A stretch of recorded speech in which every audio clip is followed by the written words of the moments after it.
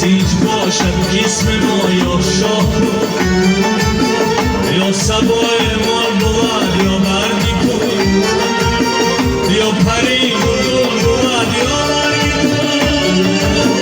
ما برنگیم عجلا میکنه جاویدون خود را مجلا میکنه ما برنگیم عجلا میکنه جاویدون خود را مجلا میکنه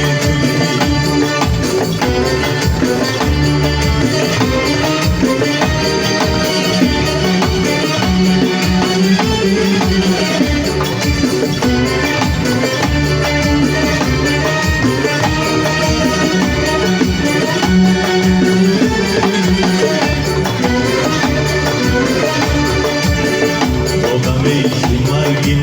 زندگیست بپخوی زادهی پایندگیست ایمداری نو از این خواهیدگیست وسعتی اجداد از همبستگیست زهره ما پای دست بود ما شعله ما سرپرست بود ما زهره ما پای دست بود ما شعله ما سرپرست بود ما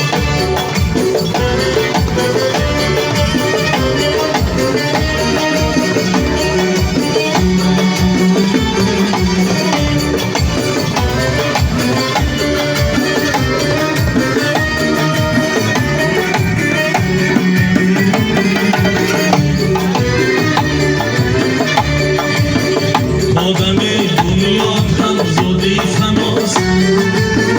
ششی حد شش روزنی دارون بخواست اقتدار آین بار انتهاست انتها پروردگار انتها ما هزاران بار پیدا میشویم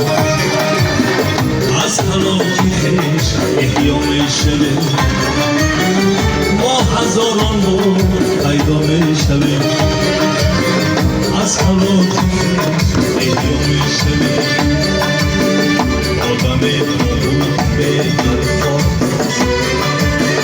محضر در آمدی اخلاق جسم جان را جوهری ایمداد آدمی را فکرتی پیدا کرد نیست اصلا مرگی ما بودی ما در فنای ما بودی ما نیست اصلا مرگی ما بودی ما